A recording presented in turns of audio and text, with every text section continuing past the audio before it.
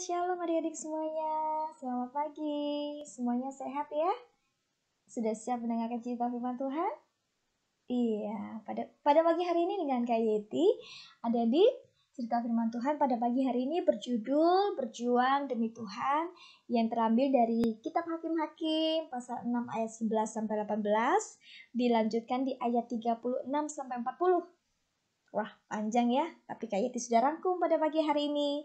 Adik-adik siap mendengarkan ya?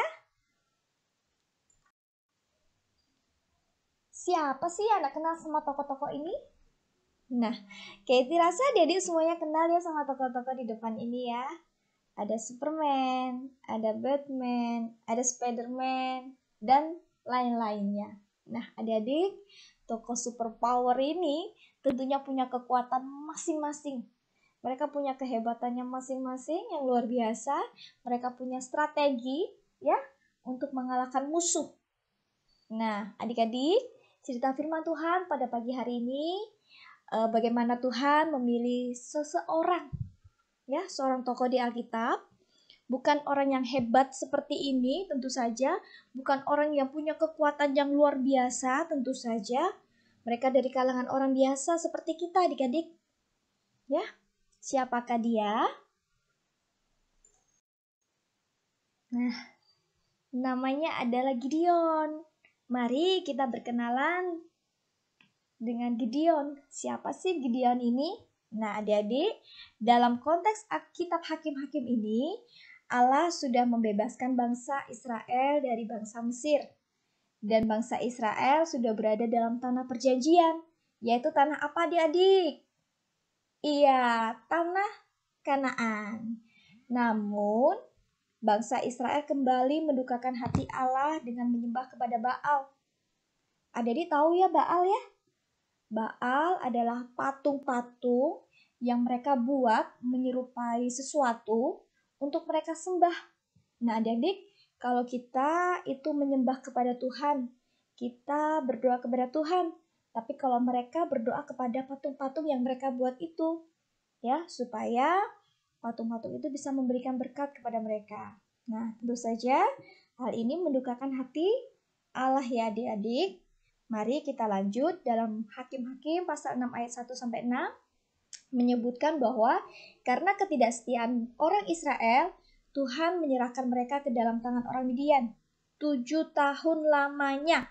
Nah, adik-adik, tentu saja orang Israel menjadi sangat ketakutan menghadapi orang Midian. Sehingga mereka membuat tempat-tempat perlindungan di pegunungan, yakni berupa gua-gua atau kubu-kubu. Sehingga setiap kali orang Israel selesai menabur, datanglah orang Midian, orang Amalek, dan orang-orang dari sebelah timur, lalu maju mendatangi mereka. Nah, berkemahlah orang-orang itu di daerah mereka dan berusaha memusnahkan hasil tanah itu sampai ke dekat Gaza dan tidak meninggalkan bahan makanan sedikit pun bagi orang Israel. Juga untuk domba, juga untuk lembu atau keledai pun tidak. Sebab orang-orang itu datang maju dengan ternaknya dan kemahnya, dan datangnya itu banyak-banyak seperti belalang. Orang-orangnya dan unta-untanya tidak terhitung banyaknya. Sekaliannya datang ke negeri itu untuk memusnahkannya. Sehingga orang Israel menjadi sangat melarat, sangat miskin ya adik-adik, oleh perbuatan orang Midian itu. Lalu Allah memilih Gideon, seorang pemuda miskin yang sedang mengirik gandum secara sembunyi-sembunyi karena takut ketahuan orang Midian. Malaikat Tuhan menampakkan diri kepada Gideon dan menyapanya dengan sebutan pahlawan yang gagah berani. Malaikat Tuhan memberitahu Gideon bahwa Allah menyertainya dan membuat Gideon menyelamatkan Israel. Namun Gideon tidak langsung percaya waktu itu adik-adik ya. Gideon gak yakin atas perkataan malaikat itu. Ia masih ragu akan penetapan Allah ketika melihat keadaan dirinya yang masih muda, miskin, dan tentu saja ketakutan adik-adik. Apalagi ditambah keadaan bangsa Israel yang sangat melarat oleh perbuatan orang Midian. Namun Allah tetap sabar meladeni keraguan Gideon. Kemudian Gideon meminta tanda kepada Tuhan. Nah, adik-adik, ada gambar roti dan gandum, ya, dimana Gideon meminta tanda melalui roti dan gandum yang ditaruh di atas batu, yang seketika itu roti dan gandum ini terbakar. Nah, itu tanda yang pertama yang diminta Gideon, supaya Gideon yakin bahwa Tuhan itu sudah Tuhan sendiri yang memilih Gideon untuk menolong atau menyelamatkan bangsa Israel. Kemudian kejadian yang pertama terpenuhi. Kemudian Gideon keesokan harinya minta tanda lagi sama Tuhan. Tuhan, aku minta tanda lagi nih ya Tuhan ya. Di situ ada tanah dan juga ada bulu domba. Bulu domba yang ditaruh di atas tanah. Ya adik-adik.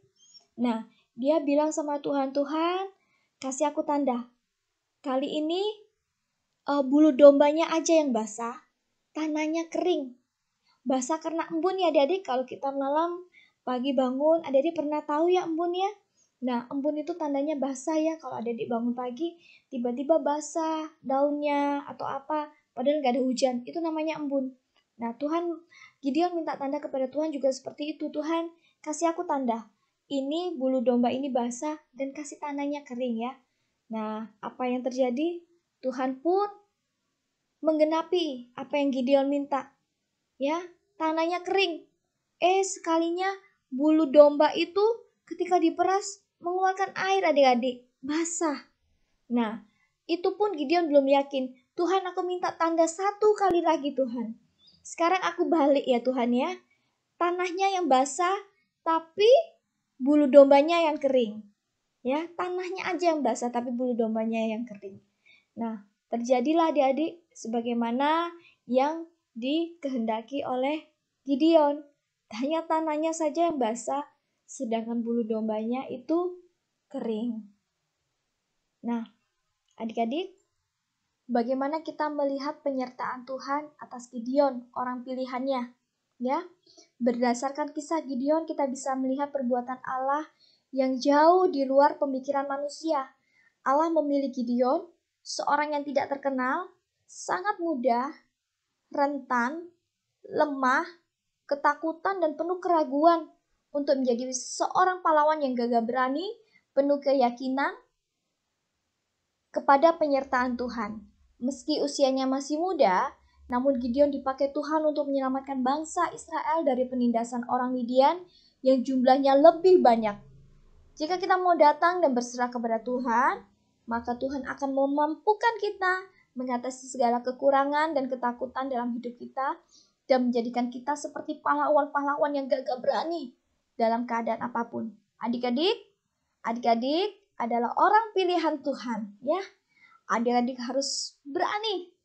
Adik-adik berdoa, memohon kekuatan kepada Tuhan, bahwa Tuhan pasti memampukan adik-adik untuk menjadi anak-anak yang hebat, anak-anak yang luar biasa, anak-anak yang diberkati Tuhan. Ya, bukti bahwa kita orang-orang pilihan Tuhan, Tuhan akan menyertai kita di sepanjang umur hidup kita. Percaya firman Tuhan pasti digenapi dalam kehidupan kita. Amin. Mari.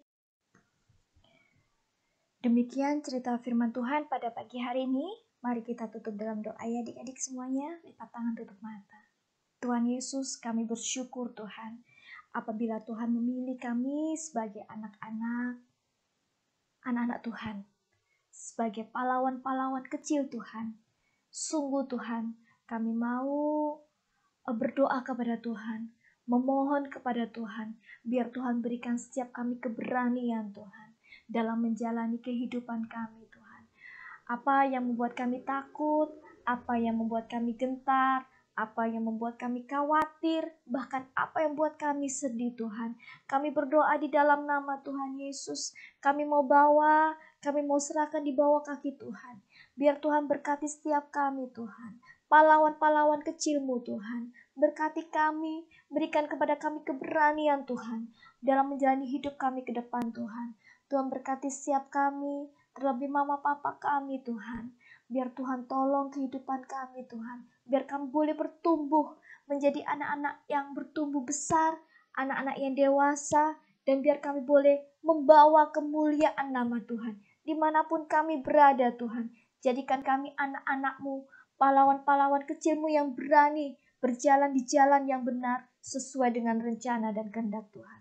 Biar kiranya Tuhan boleh kehendapi rencana-Mu atas kehidupan kami Tuhan. Kami percaya semua yang baik Tuhan, itu Tuhan sudah siapkan bagi setiap kami. Terima kasih Tuhan Yesus, terima kasih. Biar hidup kami Tuhan, dimanapun kami berada, kami boleh membawa kemuliaan nama Tuhan. Jadikan kami berkat Tuhan, biar hidup kami boleh menyenangkan hati Tuhan. Terima kasih Bapakku, terima kasih Tuhan. Kami sudah berdoa, kami sudah memuji memuliakan nama Tuhan. Juga kami sudah mendengarkan sebagian daripada cerita firman Tuhan. Biar berkat Tuhan terus melimpah bagi setiap kami, anak-anak-Mu yang dengan setia, bersekutu, mencari wajah Tuhan.